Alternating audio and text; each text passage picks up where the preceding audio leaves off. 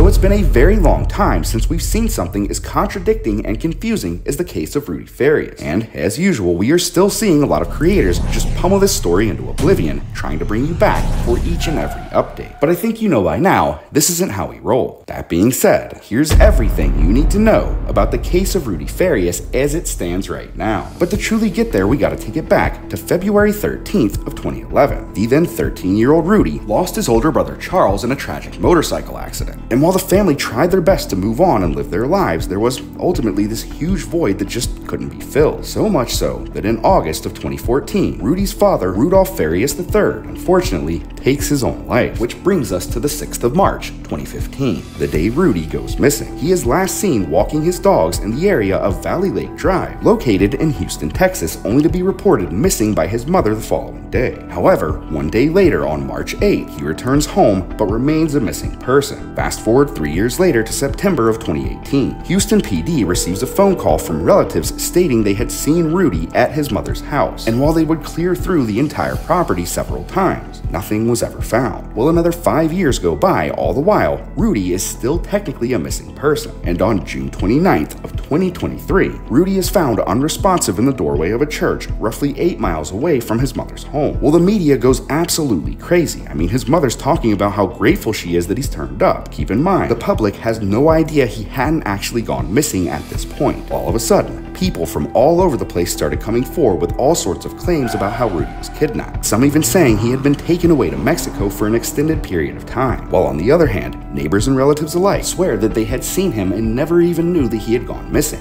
And then it happened. 6 days later, on July 5th, Rudy himself requested to meet a community activist by the name of Quanell X in order to discuss just what the hell had happened. And this is where things begin to take a far more disturbing turn. X comes out of the hotel and essentially tells the entire world not only was Rudy held captive by his mother for the past 8 years, but that she had been narcotizing him as well as abusing him in ways we are not even at liberty to discuss on this platform. Quanell also went on to say that Rudy returned back home just 2 days later, which is when his mom told him to keep his return under wraps because police were trying to take him to jail for a crime he didn't commit. Moreover, he went on to state that Rudy had stolen his mother's car in order to escape. However, in doing so, he ended up crashing, sustaining several injuries in the process, which is when he walked up to the church and ended up passing out. But then the very next day, on July 6th, Houston police held a press conference relaying the following information. Rudy had never really gone missing and ended up coming back just a day later. As a matter of fact, officers had spoken to him on several different occasions throughout that period. However, he, along with his mother, Janie Santana, had given fake names every single time. In addition to this, investigators basically went on to discredit Quanell's claims that Rudy had mentioned anything about being abused during that time frame. And although Rudy declined to press any charges on Janie, a few relatives then showed up to the press conference talking about how Rudy wants absolutely no contact with his mom, more so that they had given Janie a head start by not apprehending her on the spot. And this isn't where things end. You see, Quanell claps back and doubles down on what had allegedly been said behind closed doors, informing the public a detective had also been present and heard those claims. He then went on to say that he firmly believes Rudy is in trouble and that his mother should have never been allowed to take him home. But it's also worth pointing out, relatives have since come forward and shut down the claims that he is actually staying with his mom. Now, throughout the course of this madness, internet sleuths have also pointed out the following information. It is said Janie posted a GoFundMe, which has since been removed, in order to raise funds to help find her son, but also that it wasn't created until well after he had already came back home. Lastly, people were also quick to point out this TikTok account under the name Alexis Santana. And while yes, the actual photo and videos associated with this account are not Janie herself, if we scroll down to the bottom, we see 2 videos referencing the passing of her son, Charles Travis. However, there is not a single word about Rudy anywhere on this page, which brings us up to date with what just happened in the last 48 hours. It's been reported his mother, Janie Santana, packed up her car and went completely MIA. At any rate, my friends and frenemies alike, we will see you on the next one.